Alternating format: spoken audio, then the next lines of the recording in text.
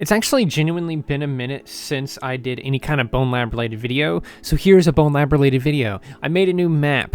I decided to take a chunk of my, well, rather a couple of chunks of my Minecraft survival world and port it over into Unity and set some things up and stuff, and boom, there you go, Bonelab map. It's pretty cool.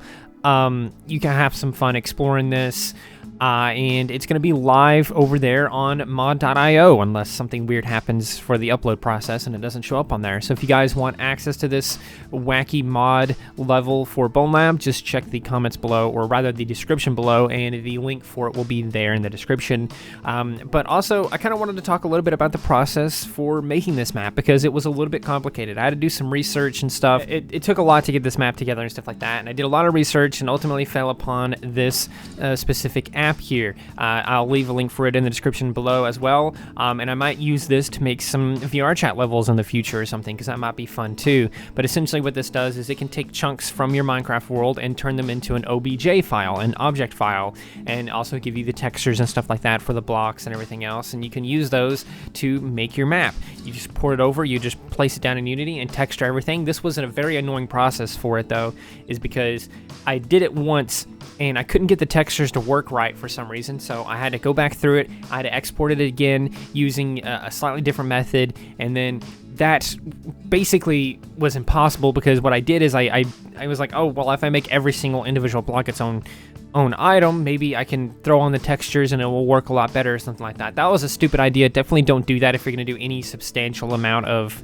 space in this. And obviously I couldn't even port it into Unity at this point because it was like millions and millions and millions of blocks.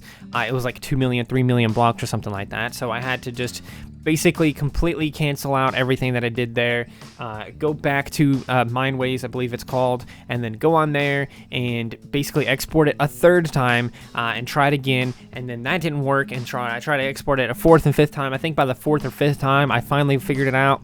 What I did is I exported it, and instead of each individual block or all of it at once or some wacky thing like that, I basically set it so that it will export it will export the chunks and stuff like that, of course, but basically all of the stone will be one object, all of the torches will be one object, all of the sand will be one object, all of the trees will be one object. You know what I'm saying? So each type of block is piled together with every other version of itself, and they turn into one single object together. And then they all get put underneath a singular object, basically, and I can just slap that down in Unity and then go through texturing it. This took a very long time, and I kept missing stuff. I kept missing stuff to texture over and over and over and over again. I kept missing, like, oh shit, there's this one little tiny little thing here in my world somewhere that I completely forgot about, and so I didn't texture it, and there it is now, and it's all messed up, blah, blah, blah, blah, blah, blah, blah. And it's all kinds of weird like that. So it took a minute to actually texture everything.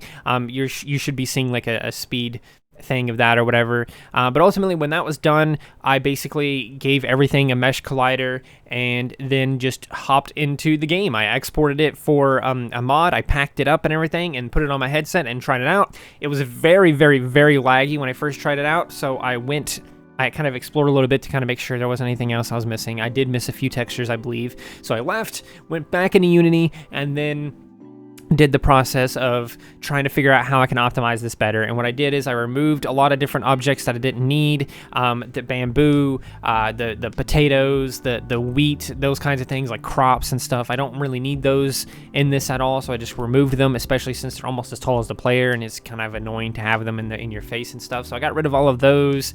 I got rid of the colliders for some more objects and stuff because I decided that, you know, scaffolding probably doesn't need a collider on it. What's the point in that? Let's just remove the collider on that. I also removed the collider from leaves and stuff like that because, again, I felt like, oh, you know, realistically, you wouldn't be able to stand on leaves, so if you tried to, you would just fall. So I got rid of the colliders on leaves and a bunch of other stuff and things like that. So ultimately, I did all of that stuff, went back in there. It was still slightly laggy, and so I did a couple more tweaks, and we now have the world as you see it here. You can spawn stuff. It has AI navigation, so if you put some enemies down and stuff like that, they'll be able to move around in the world. They won't just be stuck in place. Very simple to do, by the way. But yeah, there you go. I haven't made anything for Bonelab in a while, and there's something for Bonelab. I thought you guys might enjoy this, and I hope you guys consider downloading it or doing whatever else. But I don't have anything else to say, so please do consider commenting, liking, sharing, giving me maybe some ideas for something I can do Bonelab map wise or VR chat wise or something like that, right? Or just any other ideas that you may have. Leave them down in the comments below, and please do any number of those other things because it greatly helps out the channel a ton, and I very much appreciate it, of course. So yeah, do those things, and remember, most importantly, to stay asleep.